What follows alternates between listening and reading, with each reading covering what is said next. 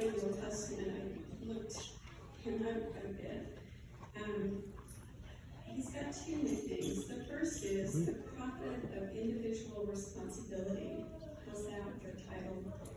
And you can find that in Jeremiah 31:29 if you're interested in knowing why. Others have referred to him as the weeping prophet. This is probably more common. Jeremiah is the longest book in the Old Testament if you count words. There's 33,002 words that have gone into Jeremiah. He had a scribe who wrote down much of what he said, apparently. He gives a good amount of time in his book to lamentation. He loves the people of Israel. He's been called as their prophet. He knows what the Lord wants him to know, and it breaks his heart that they, time after time, make choices that make the Lord unhappy, make Jeremiah unhappy. And Jeremiah has never an easy life. He is sometimes liked by the kings, sometimes not, sometimes he's thrown in jail, sometimes the people spit on him. But he loves them all enough to keep going back and keep teaching them and giving them a message from his Father in heaven. But you could tell it weighs on him. Listen to what he writes. I'm just going to different pieces through it. Oh, my anguish, I writhe in pain. I would weep day and night for the slain of my people. Woe is me, my wound is incurable. My heart is broken within me, and all my bones tremble. And lastly, since my people are crushed, I am crushed. I'm worn, and horror grips me.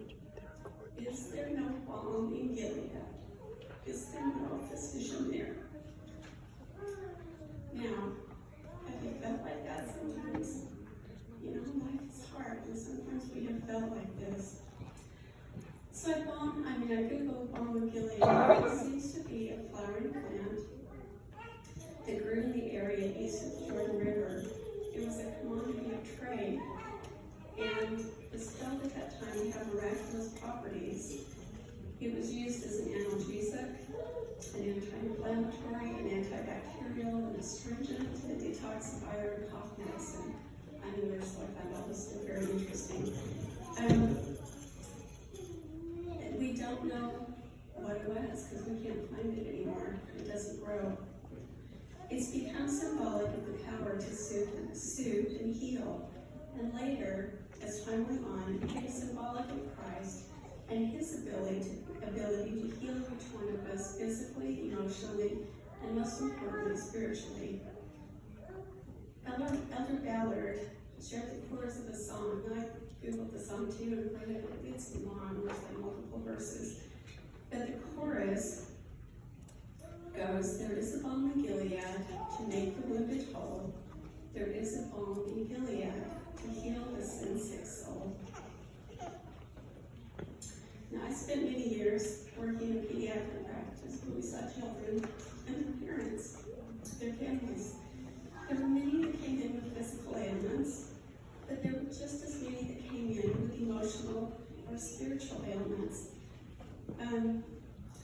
Some felt lost and confused, others were frightened or angry. Many of the kids, especially teenagers, were acting out, trying to cope in an otherwise out-of-control world that they had no control in. They had serious problems and lacked the tools and the spiritual teaching and guidance and resilience to cope with these issues. Now, the physical ailments, for the most part, were easy to take care of, right? I mean, there's a few that were tougher, but mostly were easy. Counseling on diet and exercise, counseling on sleep habits. People were on antibiotics if it was called for. And pretty much they could get that on track. That was all that it took.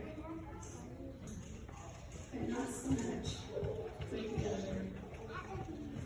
The intangible, emotional, or spiritual ailments was much harder. Now, you know, in the medical about spiritual illness in our world. It's pushed onto the emotional, but many times those emotional issues are spiritual issues. But our bodies and our spirits are bound together. And so if we ignore the spiritual part of our being, we're ignoring half of who we are. Life is hard and suffering is real.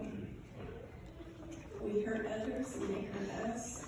We make choices that are poor.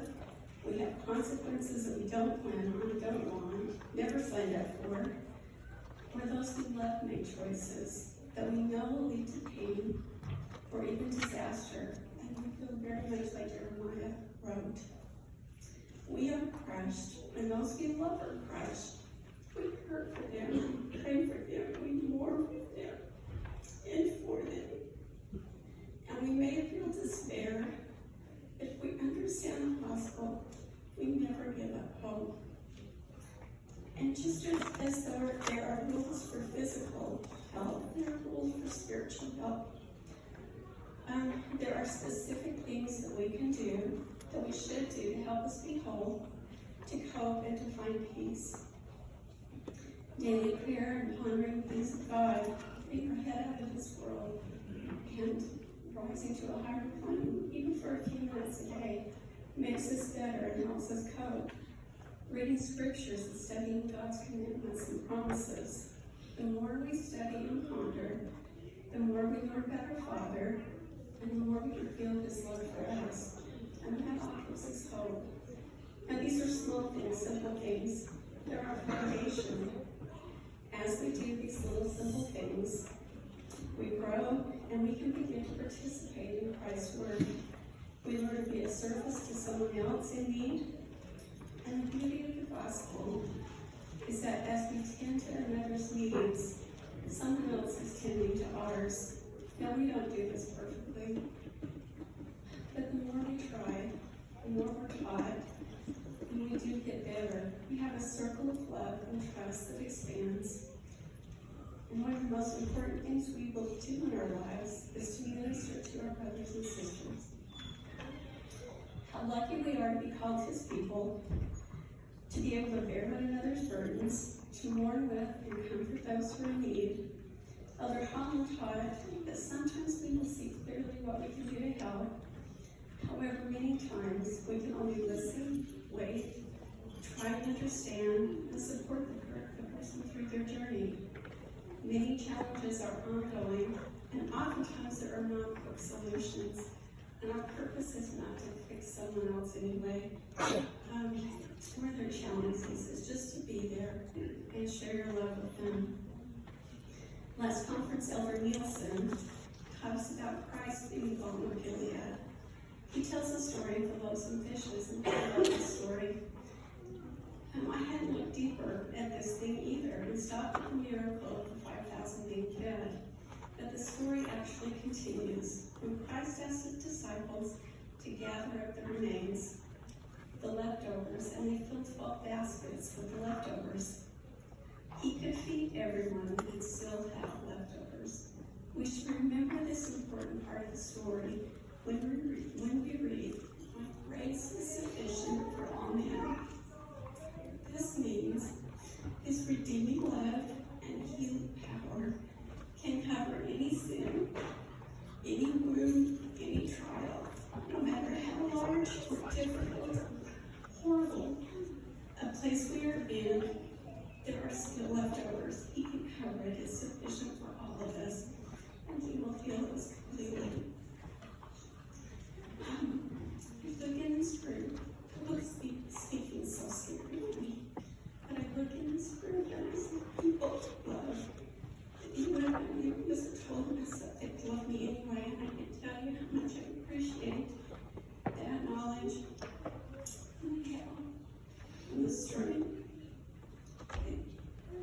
has been given to me through the years in this word 36 times and more. It's all my time, and the words change names, but it's still the same word, and people I love, and people on the screen, I love you too.